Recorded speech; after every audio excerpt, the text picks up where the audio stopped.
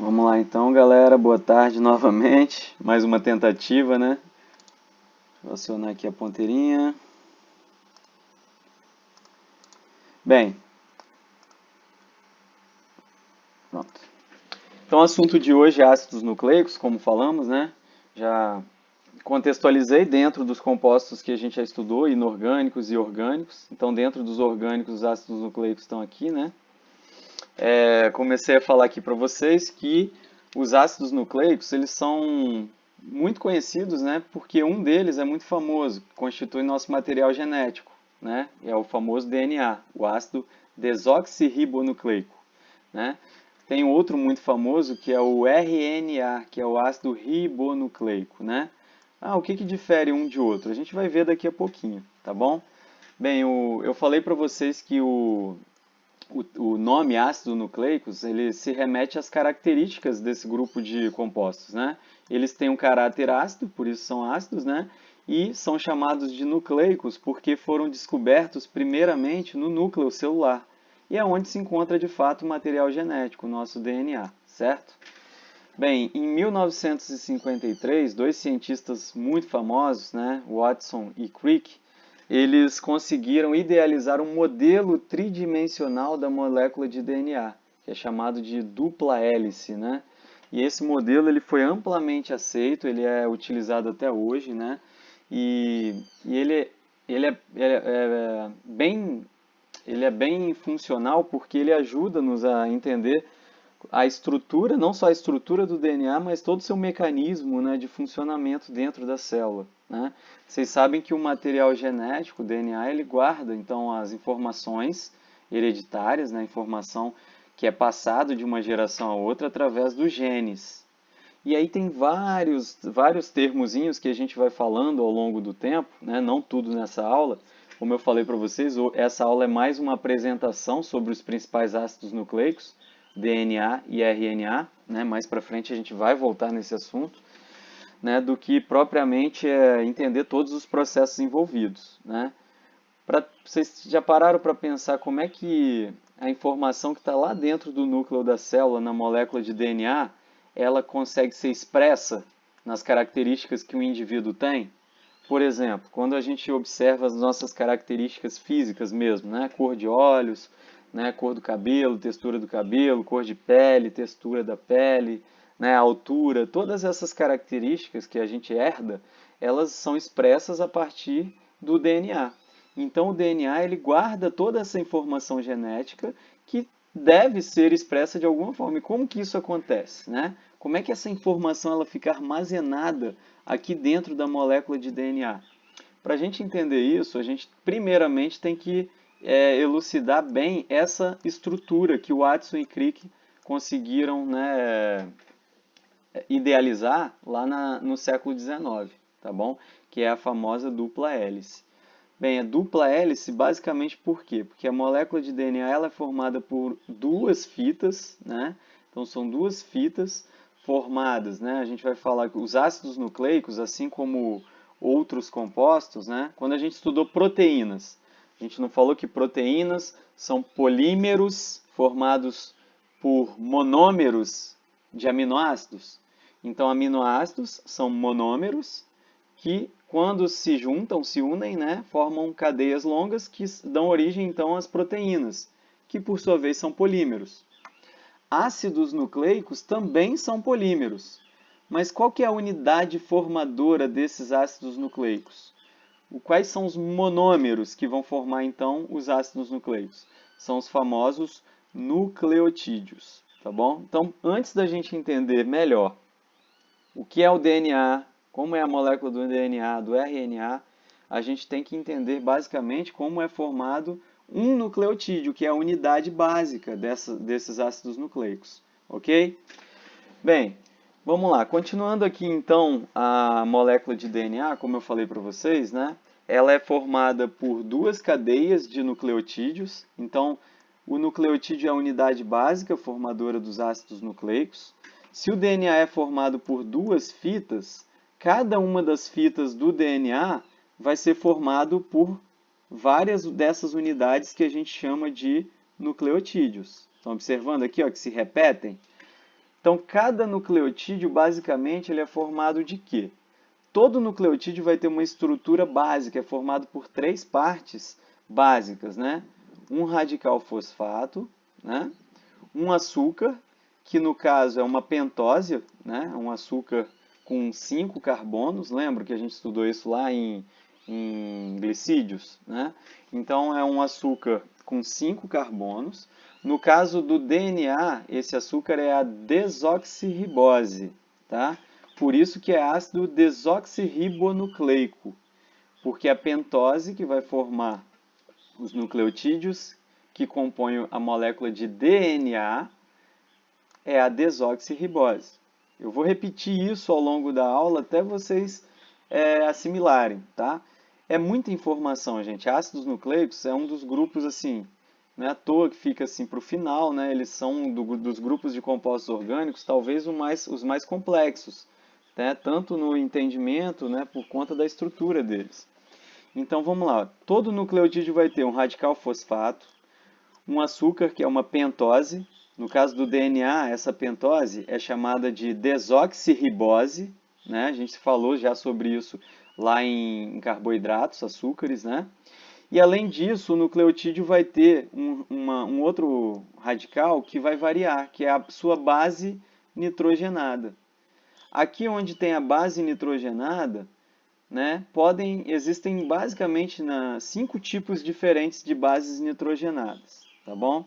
Existe a base nitrogenada chamada de adenina, que a gente representa pela letra A timina, que representamos pela letra T, a citosina, que é representada pela letra C, guanina pela letra G, e existe uma base nitrogenada que é chamada de uracila ou uracil, que a gente representa pela letra U.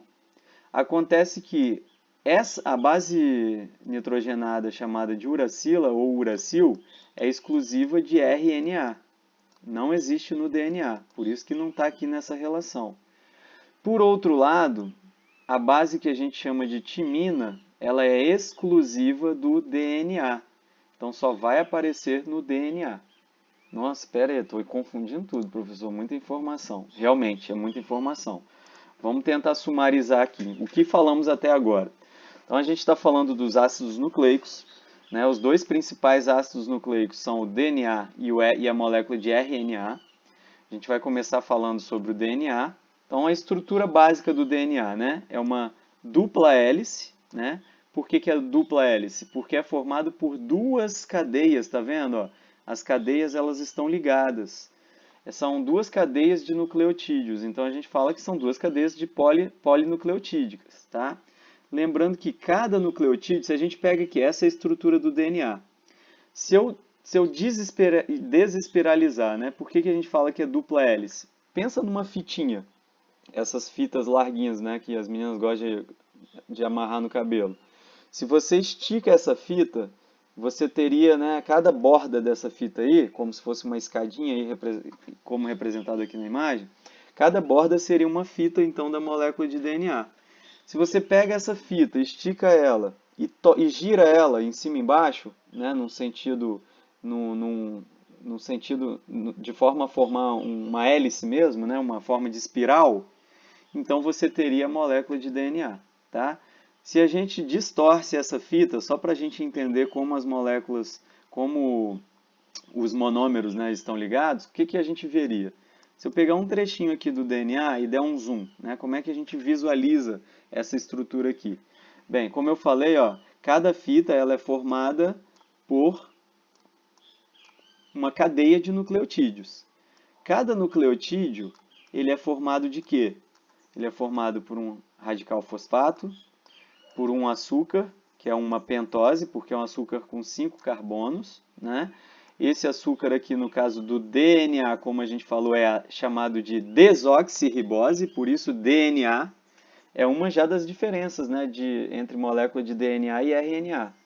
O açúcar que forma a pentose aqui, né, que forma os nucleotídeos no DNA, é a desoxirribose.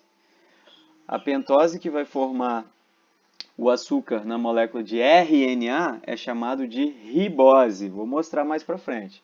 Vamos focar aqui de novo no DNA, tá bom? Bem, além disso, né, cada nucleotídeo ó, vai ter também a base nitrogenada. No caso do DNA, da molécula de DNA, só podem ocorrer 4 tipos de bases nitrogenadas. Quais são elas? A adenina, a timina, a citosina e a guanina, tá bom? Ah, você falou de uma tal de uracila agora há pouco.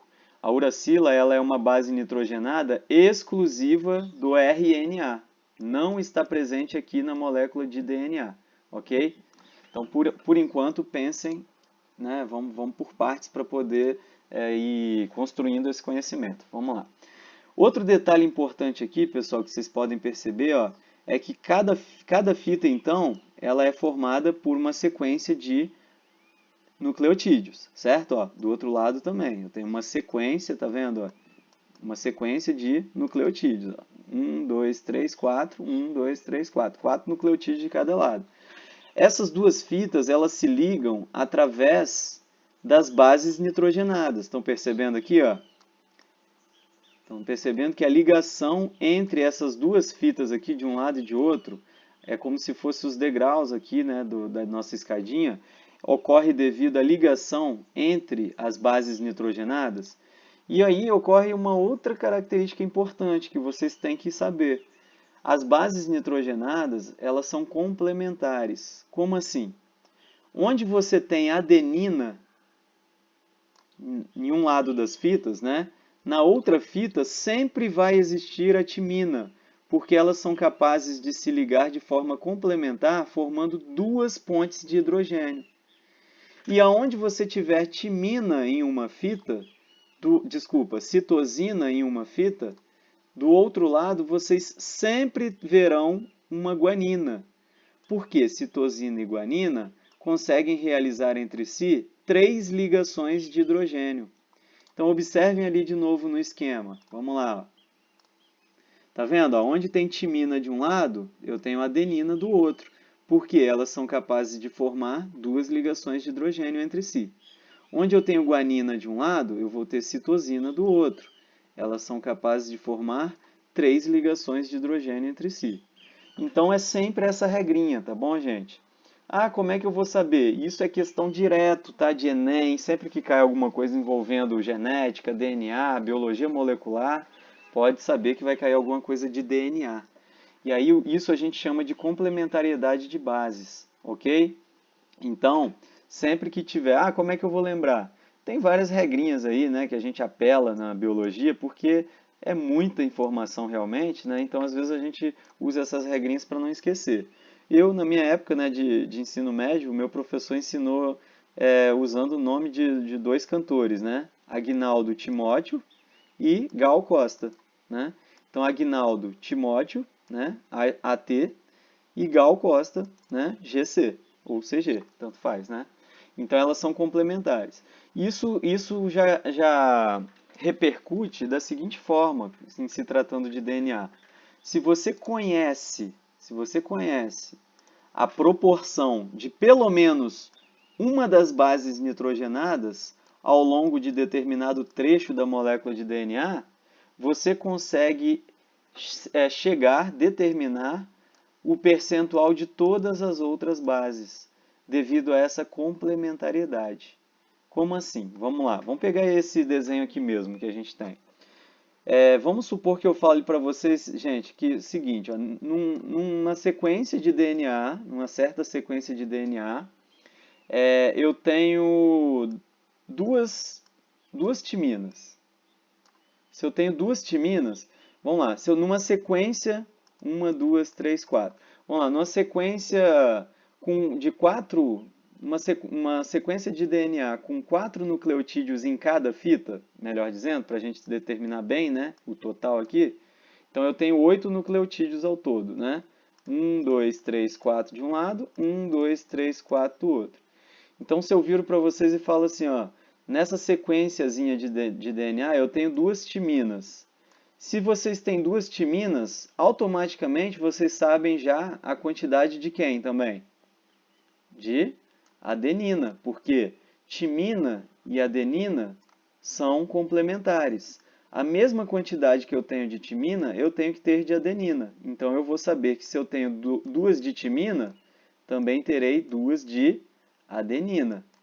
Opa, beleza. Mas se eu tenho um total aqui de 8 nucleotídeos, 1, 2, 3, 4, 5, 6, 7, 8, e eu já determinei 4 são, né, 2 são timina e 2 são adenina, faltaram quantos? Né, para completar 8? Faltaram 4. Dos 4 que faltaram, né, se eu já tenho o total de timina e de adenina, o total que faltou de 8 tem que ser de quem? De citosina e guanina. Mas 8 de citosina e guanina, como que eu vou saber quanto que tem de cada um? Opa, se citosina e guanina são complementares, a quantidade de citosina tem que ser exatamente igual de guanina. Então, se faltaram 8 bases nitrogenadas, eu sei que são 4 de citosina e 4 de guanina, tá? Então, a combinação, a complementariedade de bases nos permite estimar através de matemática básica, olha a matemática básica aí acompanhando a gente, né? Os percentuais ou as quantidades de bases nitrogenadas no total em determinado trecho de DNA, de uma molécula de DNA. Beleza? Caramba, é muita coisa, hein? Tudo novidade. Para quem está vendo isso aqui pela primeira vez, deve estar perdido. Para quem já estudou e assistiu as videoaulas, já deve estar se encontrando um pouquinho melhor, tá bom? Mas qualquer dúvida, perguntem. Bem, olha aqui, um exemplozinho, né? Um exercício bem parecido com o que eu acabei de treinar ali com vocês, né? Só retomando. Então, a gente sabe que na molécula de DNA, as bases nitrogenadas elas são complementares. Então, na dupla fita, né? Sempre que tiver adenina de um lado, eu vou ter timina do outro. Se eu tiver guanina de um lado, eu vou ter citosina do outro. E vice-versa, né? Citosina aqui, guanina aqui, timina aqui, adenina aqui, tá? Lembra sempre aí do Agnaldo Timóteo e Gal Costa, né? Bem, e nesse exemplo, vamos fazer um treino. Um típico exercício de Enem, de vestibular, tá? Geralmente cai assim. Então, ó, digamos que em determinado segmento de DNA, 10% é de adenina. E aí ele pergunta qual será o percentual das outras bases nitrogenadas nesse segmento. Gente, vamos lá. Primeira dedução, né? Se tem 10% de adenina, lembra lá. Se a adenina tem 10%, quem necessariamente também tem que estar em 10%? Timina, né? Lembra, Agnaldo Timóteo. Porque sempre que você tiver um A de um lado, você vai ter T do outro. Onde você tiver T de um lado, você vai ter A do outro, né? Elas são complementares. Ou seja, a quantidade delas é sempre igual. A quantidade de adenina é sempre igual à quantidade de timina em determinada molécula de DNA. Beleza? Show de bola. Se eu sei que 10% é de adenina e aí eu cheguei nos 10% de timina, vamos lá, matemática básica. Bem, eu já tenho aqui um total de 20% do meu trecho de DNA, certo? Bem, para eu completar ele, para eu chegar no 100%, falta quanto? 80%. Se eu já tenho o total de adenina e timina, eu sei que esse 80% aqui ele tem que ser distribuído em quais bases nitrogenadas? Citosina e guanina. Como citosina e guanina são complementares, né, Gal Costa? Elas são complementares, onde eu tenho citosina de um lado, sempre vou ter guanina do outro e vice-versa. Eu sei que as quantidades delas serão iguais. Então, se 80 é o que falta para chegar no 100%, eu sei que desse 80%, 40% vai ser de citosina, 40% vai ser de guanina. Tranquilo? Isso é uma questão certa na nossa prova, né? Então, essa complementariedade de bases do DNA, ela é importantíssima para a gente entender vários processos, inclusive, que envolvem a autoduplicação, né? Como é que uma célula, por exemplo, ela vai gerar células exatamente iguais? Como é que a gente vai repondo as células que a gente vai perdendo? Como é que um indivíduo que está em crescimento, ele vai aumentando as células dele, sempre mantendo a mesma informação genética? Porque ele tem que criar cópias do seu DNA. E para criar cópias do DNA, para entender como ocorre o processo de formação de cópias do DNA para células novas, a gente tem que entender bem essa complementariedade de bases, tá bom? A gente vai estudar isso, voltar nesse assunto lá em mitose, meiose, quando a gente estiver falando dos processos de divisão celular da célula. Bem, aqui vamos detalhar ainda mais um nucleotídeo, pessoal. Vamos lá. Eu falei para vocês que o nucleotídeo é formado por um radical fosfato, por um açúcar, que é uma pentose, né? Lá no grupo, no caso do DNA é a desoxirribose, como a gente falou, do RNA é a ribose, e uma base nitrogenada, certo? Esses são os componentes básicos de um nucleotídeo. Tá? Aqui está mais detalhado, tá vendo? Tá com os átomos, né, que compõem os anéis e toda a estrutura. A gente representa daquela forminha mais simples assim, né? Porque fica mais didático, mas a gente tem que saber que ali, né, são vários elementos químicos ali, carbono, hidrogênio, oxigênio, né, fósforo, que estão entrando na composição, ok? Bem, as bases nitrogenadas, basicamente, eu falei para vocês que existe adenina, timina, citosina, guanina e uma tal de uracila, ou uracil, né? São as 5 bases nitrogenadas que existem para compor os ácidos nucleicos. Só que essas bases nitrogenadas, elas apresentam algumas diferenças. Uma delas é com relação à estrutura, né, de anéis. Estão vendo aqui que as bases nitrogenadas são formadas por anéis? Aqui, por exemplo, ó, eu tenho uma timina. A timina ela é formada por um único anel, tá vendo? De carbono e nitrogênio. Bem, algumas bases nitrogenadas elas vão ser formadas por 2 anéis. Tá vendo? É o caso da guanina e da adenina. Tá? São formadas por 2 anéis. Outras bases, elas, como a timina aqui, são formadas por um único anel. Essas são chamadas de pirimídicas ou pirimidinas. É o caso da citosina, da timina e da própria uracila ou uracil. Tá? Ah, caraca, mais um decoreba. Gente, infelizmente esse assunto ele é recheado de informações que vocês têm que ter conhecimento, né? Tem que memorizar, vou usar logo esse termo.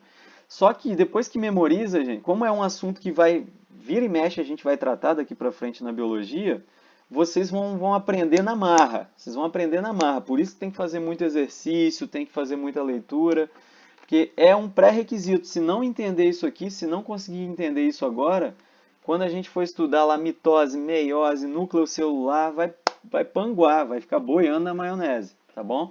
Então é importantíssimo que isso fique bem claro para vocês. Bem, vamos lá, uma dicasinha, um bisuzinho, né? Copiando aí meu amigo professor Samuel, para vocês decorarem, né? Se cair alguma pergunta perguntando, né, quais bases são púricas, quais são pirimídicas, gente, tem uma regrinha bem simples, um bisuzinho, né? Que na verdade faz parte do método traumático de aprendizagem que eu falei para vocês, aqueles besteróizinhos que a gente inventa, mas que ajudam para memorizar. Então, as bases púricas, adenina e guanina, púrica lembra pura, né? Vocês viram já esse bisuzinho aí com o professor Samuel. Então, pura, o que é pura? Pura lembra água. Então, água pura. Se vocês decorarem só as púricas, né, que são as que têm 2 anéis, ó, água pura.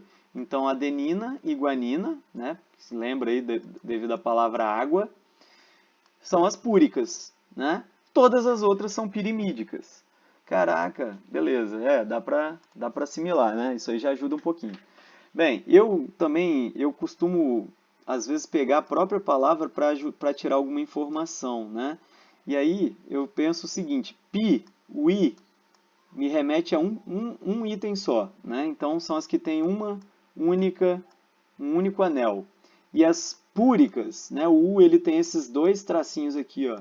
Então as púricas elas têm 2 anéis. Então púricas sempre com 2 anéis e as pirimídicas todas com um anel só. Púricas, água pura, então é adenina e guanina somente. Todas as outras, citosina, timina e uracila, são as pirimídicas. Beleza? É um bizu, se ajudar vocês a decorarem, ótimo. Se não, né, infelizmente, vocês têm que decorar essas características porque serão cobradas, tá? Não só aqui por mim, no primeiro ano, na biologia, mas vocês vão ver isso daqui para frente em vários momentos, até em outras disciplinas. Beleza? Bem, vamos lá. Outra característica bem interessante da molécula de DNA é o seu antiparalelismo. Pera aí, deixa eu só aproveitar. Não, desculpa, é aqui mesmo. O que seria esse antiparalelismo, pessoal? As fitas elas são antiparalelas.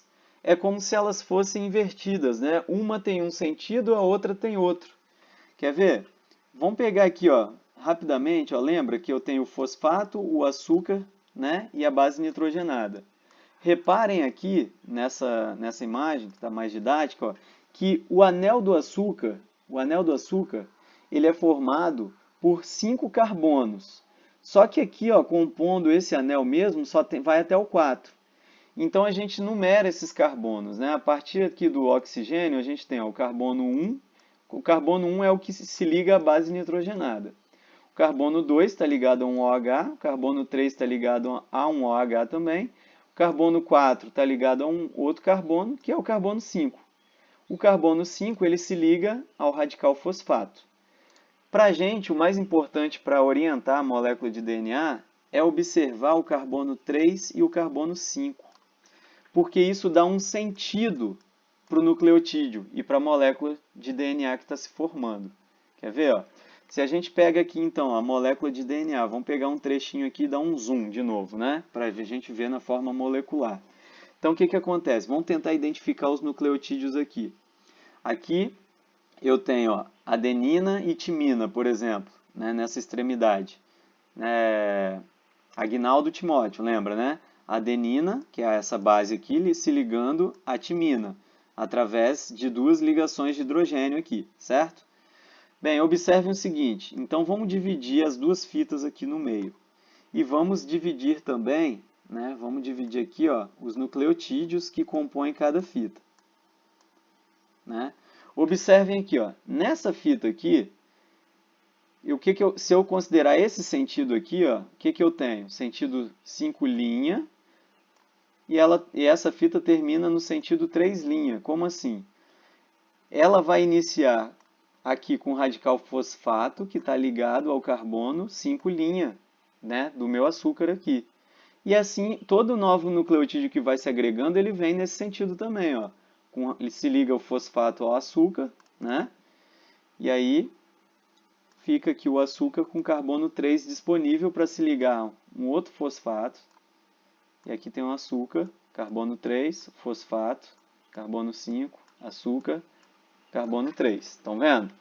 Então, é o que a gente chama de sentido 5', 3 linhas, por conta dessa posição aqui que eu falei para vocês. Está vendo? Ó?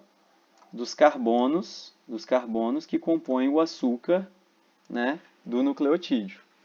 E a outra fita aqui do outro lado, o que a gente tem? Se a gente pegar e comparar, ela é no sentido contrário. Quer ver? Deixa eu limpar aqui para ficar mais visível para vocês. Ó. Se nesse lado aqui eu tinha ó, fosfato, açúcar, né? Aqui desse lado o que eu vou ter aqui? Eu vou ter primeiro o açúcar, depois o fosfato. Então aqui se encerra um nucleotídeo. O outro que vem, ó, açúcar, fosfato. E aí encerra. Açúcar, fosfato. Encerra. Açúcar, fosfato. Se terminou com fosfato, terminou na extremidade 5'. Então, ó, enquanto uma fita ela começa na extremidade 5' e termina, começa na extremidade 3' e termina na 5', a do outro lado ela vai começar no sentido inverso, ó. 5' e terminando 3', tá bom? Basicamente é isso que caracteriza o que a gente chama de antiparalelismo da molécula de DNA, tá vendo? Daqui para frente, pessoal, nós vamos representar a molécula de DNA de uma forma mais simplista, tá? Através de esqueminhas, porque não dá para ficar desenhando isso aqui o tempo todo, né? A imagem fica muito poluída, tá? Então a gente vai representar dessa forma mais simples. Então aqui vocês já conseguem ver, ó, uma fita de DNA. E também, geralmente, a gente não vai mais representar da forma espiralizada. A gente vai preferir representar ela desespiralizada para a gente conseguir enxergar melhor, né, o que está acontecendo aqui na molécula de DNA, ok? Bem, aqui nós temos 2 fitas, tá vendo? Ó? uma no sentido 5' 3', e a fita complementar, que é no sentido oposto, 3', 5', tá? Bem, agora a gente chegou num ponto extremamente importante, falando ainda de molécula de DNA, que é sobre a sua autoduplicação. Eu falei para vocês, claro que a gente vai voltar nesse assunto mais para frente, tá, gente? Mas é importante já aqui vocês terem uma noção do que é essa autoduplicação de DNA. No nosso núcleo, gente, lá no núcleo da nossa célula, a molécula de DNA ela está, né, na forma de dupla fita, mas imagina, antes de uma célula, como eu falei para vocês, antes de uma célula entrar em divisão e depois se dividir em duas novas células, para que eu tenha duas novas células filhas exatamente iguais, com o mesmo conteúdo de DNA da célula mãe, é preciso que antes o material genético dessa célula mãe ele seja duplicado. Vocês entendem isso? Eu tenho que primeiro duplicar o material genético para depois dividir ele, para que fique igual nas células filhas. Porque se eu só dividir sem antes duplicar o material genético, eu vou ter células filhas com desfalque de material genético, né? Com menos material genético. Então, o que garante a divisão celular das células, né, o processo de mitose, que vai produzir células filhas exatamente iguais a uma célula-mãe, é a autoduplicação do material genético, que ocorre lá no núcleo da célula, tá bom? E aí, como é que acontece essa autoduplicação do material genético? Gente, vamos pegar esse exemplo aqui, ó. Eu tenho uma fita dupla de DNA, né, como a gente já falou. Essa fita dupla de DNA, para de uma eu conseguir produzir duas novas outras fitas, eu tenho primeiramente que ler essa fita aqui e criar uma xerox dela, uma cópia dela, né? Como que isso acontece basicamente? Existe um grupo de enzimas chamado de DNA helicase. Helicase, hélice, lembra hélice, né? A DNA helicase é uma enzima que vai quebrar, romper as pontes de hidrogênio que existem entre as bases nitrogenadas, aqui ó, entre as duas fitas de DNA, para poder expor essas bases nitrogenadas, né? Então esse é um primeiro pré-requisito que ocorre, né, para que ocorra a duplicação do DNA. Antes desse DNA ele começar a ser duplicado, a gente tem que romper essas ligações de hidrogênio aqui do meio, tá bom? Quem faz isso? Uma enzima chamada DNA helicase, tá? E aí existe uma outra enzima que é chamada de DNA polimerase. Poli, vem de vários, né? Polimerase, não lembra a palavra polímero? Né? Eu falei para vocês que os ácidos nucleicos são polímeros de nucleotídeos, são formados por várias moléculas de nucleotídeos enfileiradas. Bem, quem constrói esses ácidos nucleicos é essa enzima chamada de DNA polimerase, no caso do DNA, tá bom? É essa enzima que vai sair trazendo novos nucleotídeos para formar as novas fitas de DNA, que são formadas por cadeias de nucleotídeos, ok? Nossa, caraca, tá difícil, hein? É muita informação e é difícil. É difícil, gente, mas não desapega não, vamos ficar juntos. Observe esse modelinho aqui embaixo, que vocês vão entender de uma forma mais didática agora. Para poder formar, a partir de uma única molécula de DNA, que é a fita dupla, como é que eu vou formar duas novas? Primeiramente, então, tem que agir a enzima helicase. O que a helicase faz? Ela vai agir quebrando essas ligações de hidrogênio aqui, ó, quebrando as ligações de hidrogênio entre os nucleotídeos das duas fitas de DNA. Depois, quem entra em ação? DNA polimerase. O que DNA polimerase vai fazer? Trazer novos nucleotídeos para se complementar à fita que ficou exposta, a uma das fitas do DNA que ficou exposta. Se eu vou rasgar aqui o DNA, é como se fosse um fechiclar isso aqui, né? Se eu saio abrindo a molécula de DNA no meio, cada uma das duas fitas vai ficar exposta, não vai? E aí essas fitas expostas vão sofrer ação da DNA polimerase. O que a polimerase vai fazer? Trazer novos nucleotídeos, ó, que vão se complementar aos nucleotídeos da fita, né, que ficou exposta. Aqui antes, ó, quem ficou exposto? Adenina, citosina, citosina, adenina, né? Vamos pegar aqui. E aqui na outra fita, timina, guanina, guanina, timina. Lembrando do princípio da complementariedade de bases, quais são os nucleotídeos então que vão se encaixar essa fita aqui de cima e quais vão ser os nucleotídeos que vão se encaixar na fita de baixo? Vamos ver? Onde tem a adenina, entra a timina, lembra? Aguinaldo Timóteo. Onde tem citosina, entra guanina, Gal Costa, lembra da complementariedade? Então, onde tem adenina, timina, citosina, vem guanina, citosina, guanina, adenina, timina, timina, adenina.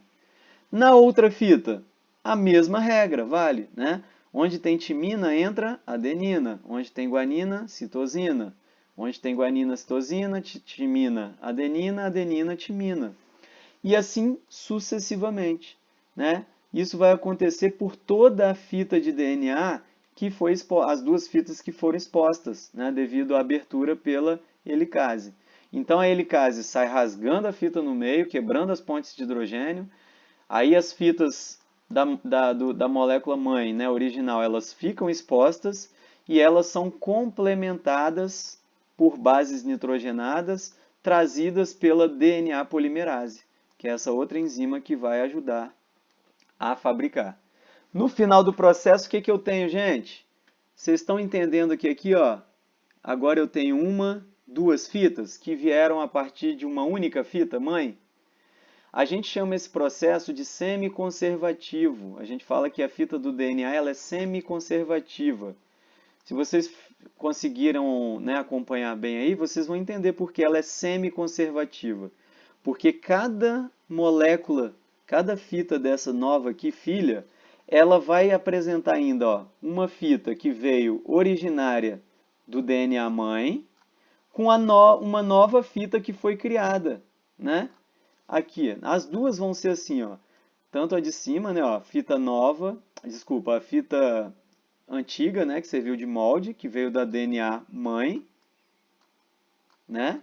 Mais a fita nova, complementar, que foi criada, tá? Que é a fita nova, tá bom? Então todas vão ser assim, ó. Essa aqui também, ó, fita nova. E aqui essa aqui, que era a que veio da mãe, ok? Então no final a gente tem duas novas fitas de DNA, filha, como eu falei para vocês, e aí o processo é dito então semiconservativo. Deu para entender por quê? Semi é metade, né? Então para cada molécula de DNA filha aqui, ó, que foi criado, o que ocorreu? Manteve-se uma das fitas da dupla fita de DNA é de origem materna. Somente a outra metade que é nova, né, que foi criada. Então isso acontece nas duas situações. Show? Vocês estão me ouvindo, né, gente? Vocês estão aí, né? Estão quietinhos? Sim, professor, estamos escutando. Tá joia. Mais pra frente você vai repetir isso de novo? Tu... Falar de mitose? Vou. Eu vou repetir em detalhes esses processos. Por hora, o mais importante para vocês, claro, tem que entender isso, né? Mas o que vai ser cobrado por hora é mais questões relacionadas à estrutura do DNA e do RNA. Eu vou fechar essa aula aqui pontuando isso de novo, tá bom? A gente vai ter que voltar nesse assunto. Esse assunto é importantíssimo. Bem, vamos lá. Vamos fazer então um resumão do que eu falei até agora. Só que agora vamos fazer uma representação um pouco mais real, né? Vamos lembrar que a molécula de DNA, né, é uma molécula em espiral. Ela é formada por duas fitas, né, uma dupla hélice, ó, dupla hélice em espiral, beleza? Lá atrás, aqui atrás, eu representei nela aberta. Eu falei para vocês que na maioria das vezes a gente vai representar a molécula de DNA desespiralizada, né? Por quê? Porque é mais fácil de entender. Mas na realidade, os processos vão acontecer quando ela ainda estiver, né, na forma de espiral. Bem, e aí o que acontece? Vamos repetir a mesma coisa, tá, gente? Só para vocês entenderem a dinâmica. Então, ó, no processo de autoduplicação do DNA, existe uma enzima chamada de DNA helicase, né? O que faz a DNA helicase? Ela vem cortando aqui, ó, quebrando as ligações de hidrogênio entre as bases nitrogenadas das duas fitas. Para que isso acontece? Ó? À medida que a helicase vai passando, estão vendo? Ó?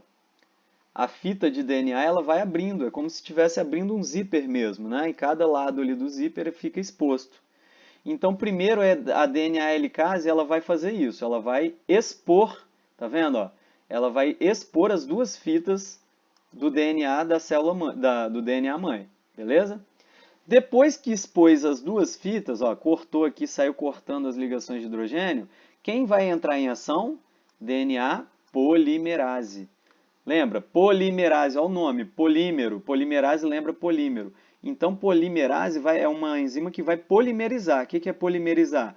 Vai criar uma fita aqui, né, maior, mais complexa, a partir da chegada de nucleotídeos que estão livres lá dentro da célula, do núcleo da célula, tá bom? Então, como é que acontece isso? Ó? Isso é importante também, tá, gente? Lembra daquele sentido 5 linha, 3 linha?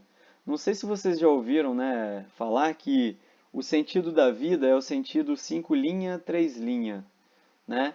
Essa frase, né, que é uma frase bem biológica, mas ela surgiu e se tornou mais popular devido ao entendimento de que toda nova fita de DNA que é criada, ela sempre é criada do sentido 5 linha para o sentido 3 linha, tá?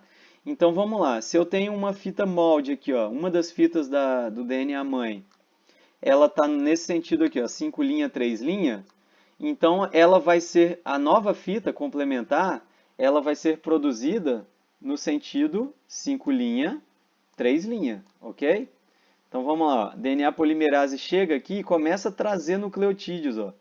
Então, aonde tem as bases nitrogenadas, lembra lá do Aguinaldo Timóteo Gal Costa, complementariedade de bases.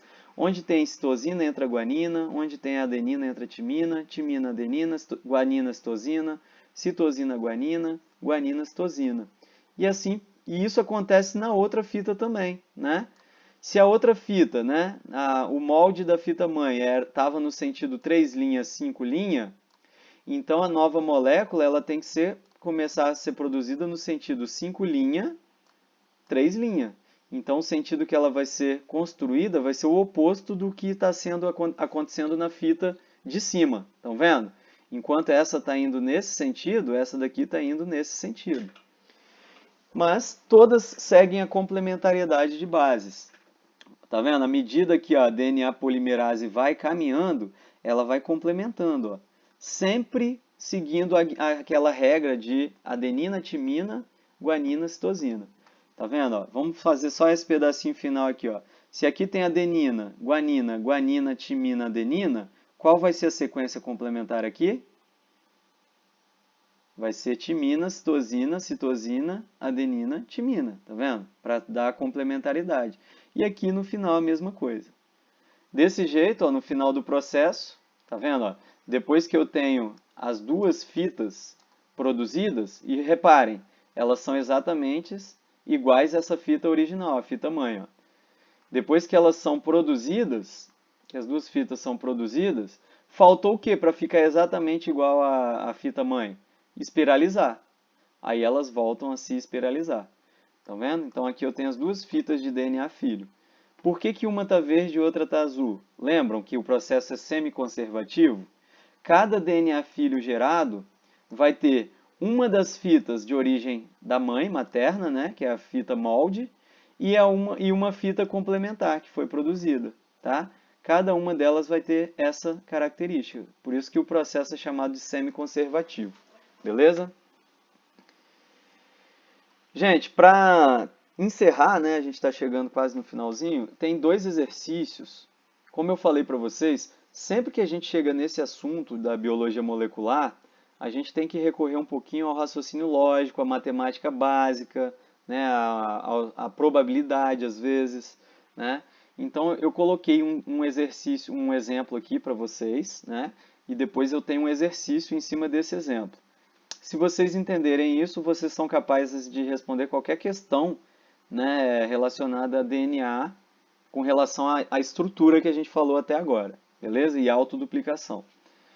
Bem, aqui é o seguinte, foi feito para poder comprovar a característica semiconservativa da molécula de DNA, lá em 1958, dois, né, cientistas estadunidenses, que é o Messelson e o Staff, eles fizeram um experimentozinho, né, que conseguiram constatar isso, comprovar isso.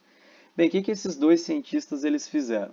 Eles pegaram bactérias, né, da espécie Escherichia coli, e pegaram essas bactérias que têm molécula de DNA circular, né, e colocaram elas num meio que continha somente nitrogênio 15. O que é esse nitrogênio 15? Lembra, né? Por que a gente chama adenina, timina, guanina, citosina e uracila de bases nitrogenadas, né? Não sei se vocês se atentaram a isso. Mas por que é base nitrogenada? Vamos voltar aqui para ver a estrutura. Porque todas elas têm o quê? Nitrogênio. Olha aqui, ó, o nitrogênio em todas as bases nitrogenadas. Por isso que o termo é base nitrogenada, ok? Então, o nitrogênio é um dos elementos que entra na constituição das bases nitrogenadas. Bem, esses cientistas pegaram então bactérias, células de bactérias, colocaram no meio contendo somente nitrogênio com isótopo 15, né? Vocês vão estudar isso em química, acho que já devem ter uma ideia.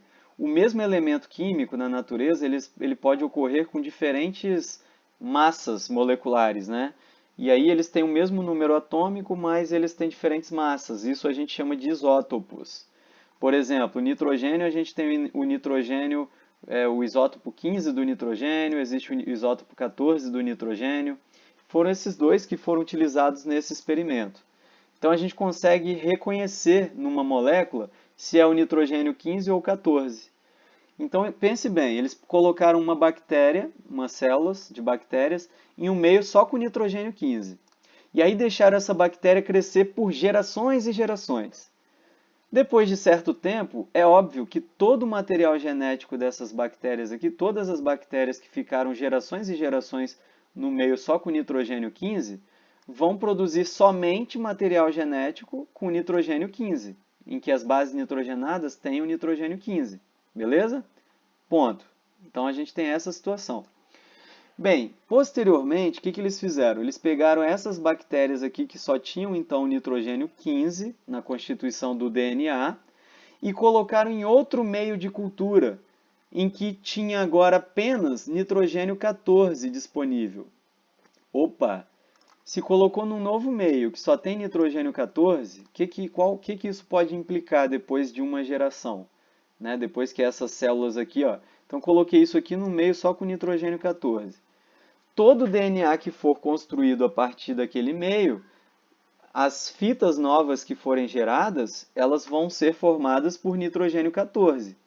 Só vai ter nitrogênio 15 nas fitas antigas, né? Seguindo aí a característica semiconservativa da molécula de DNA.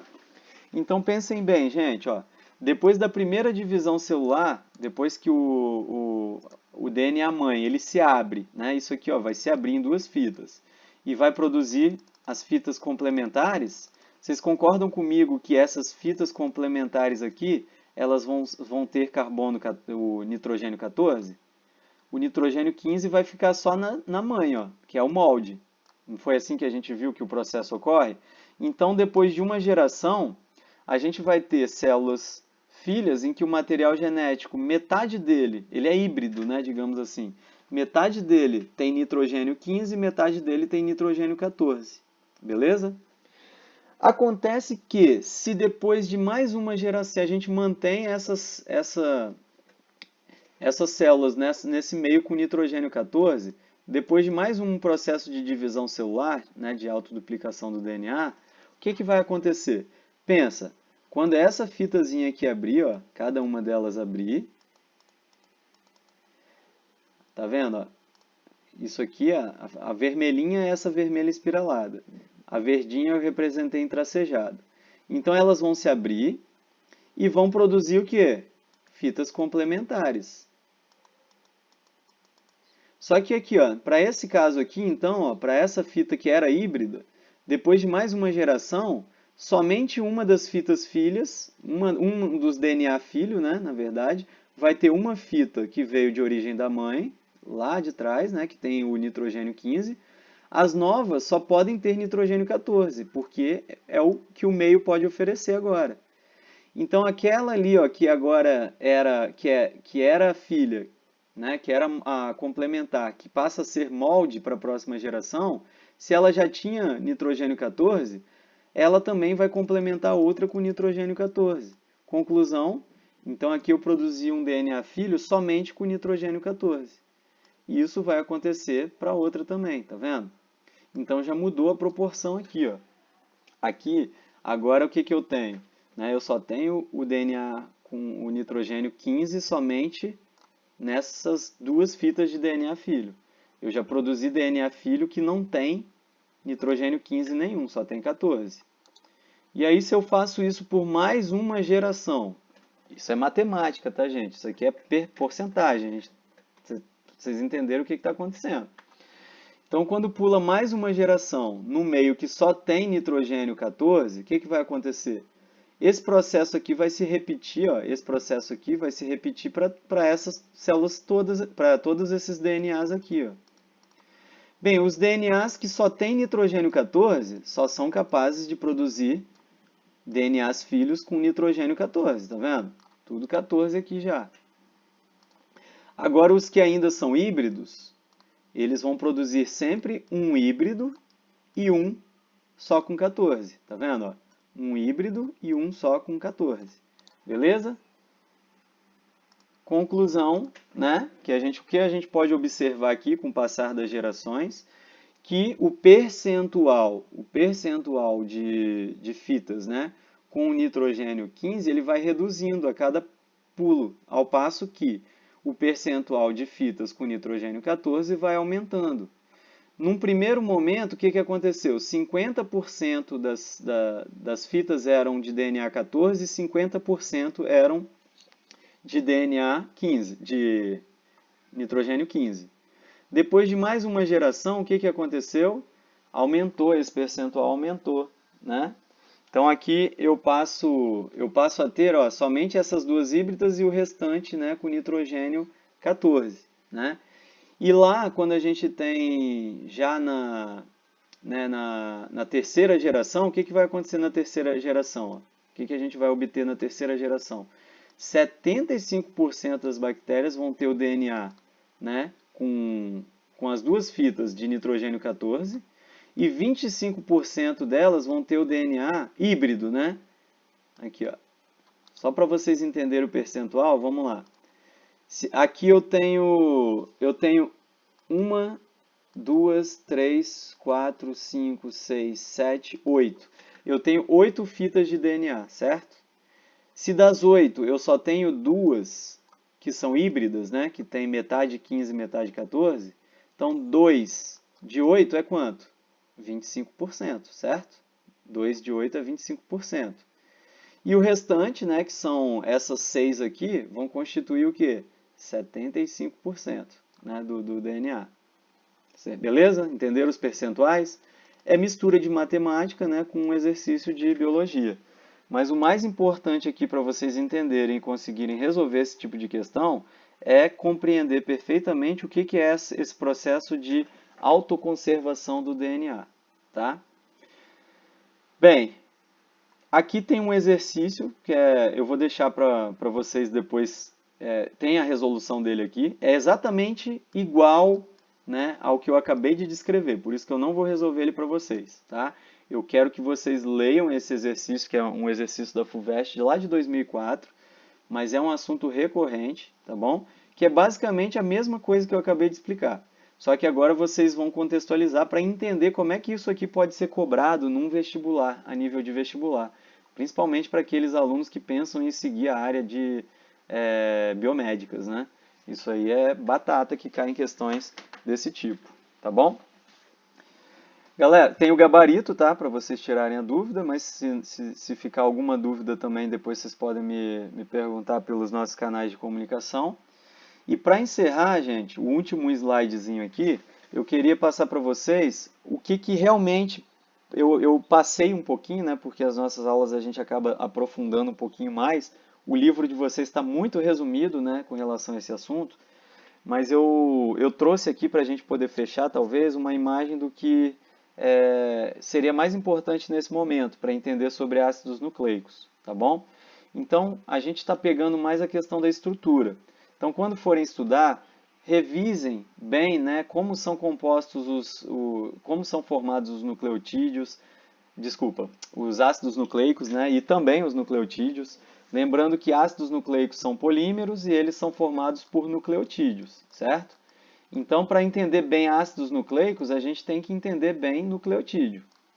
Entendam a diferença que existe entre os nucleotídeos que vão formar molécula de DNA e molécula de RNA. Essa também é uma pergunta recorrente, tá bom?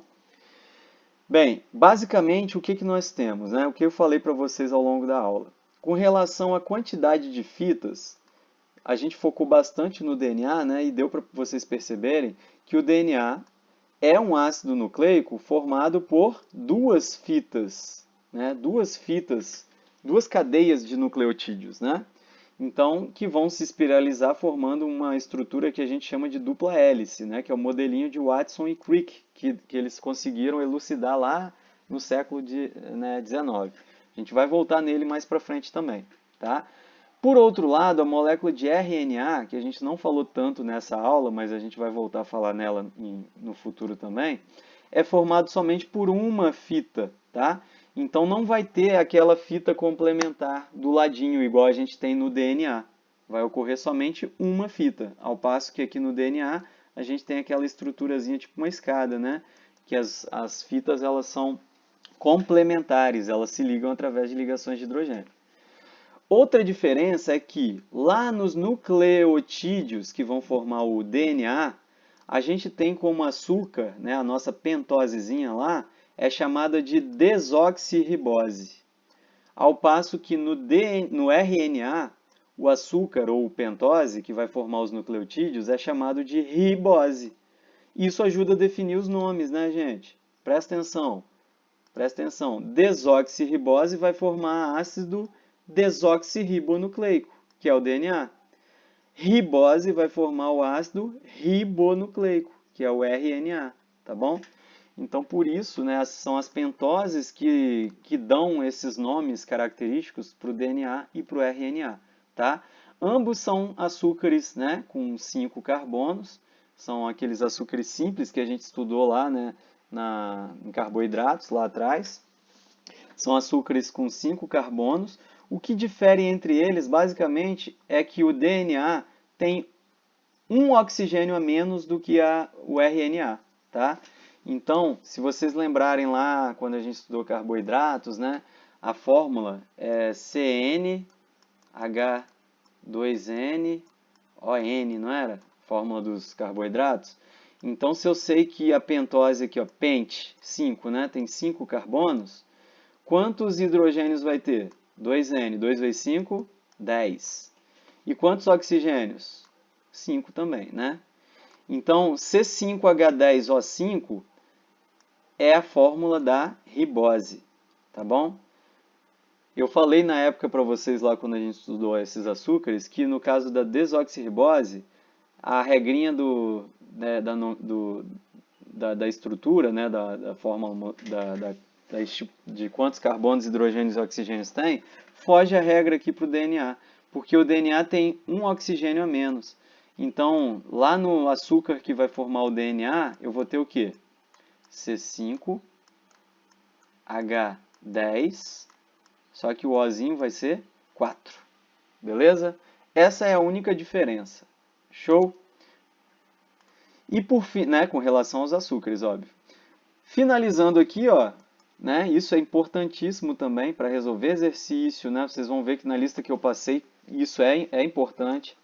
E para frente vai ser mais importante ainda. As bases nitrogenadas. Bem, a gente falou que existem 5 tipos de bases nitrogenadas: adenina, timina, citosina, guanina e uracila. Só que dessas 5, né, somente 3 são comuns para DNA e RNA, tá? Que são, né, a adenina, a citosina e a guanina. Essas 3 ocorrem tanto no RNA quanto no DNA. Por outro lado, tem algumas que são exclusivas, né? Quais são elas? A timina só vai ocorrer no DNA, conforme está aqui, ó, destacado, e a uracila, que só vai ocorrer no RNA, tá bom? Quando vocês forem analisar uma molécula de DNA, vocês nunca vão ver a presença de uracila. Ó. Podem ver que nos exemplos que a gente deu, ó, que a gente falou praticamente só de DNA hoje, nunca tem uracila, tá vendo? Na estrutura do DNA, nunca tem uracila. Show? Bem, basicamente, eu acho que eu falei tudo, né? Por hora é isso. Eu tenho o textinho do livro de vocês que eu disponibilizei para leitura e o questionário, que vale 2 pontos, que vai ficar aberto até sábado às 18 horas. Tá? Quem não fez, por favor, faça. Era isso, galera, por hoje. Espero que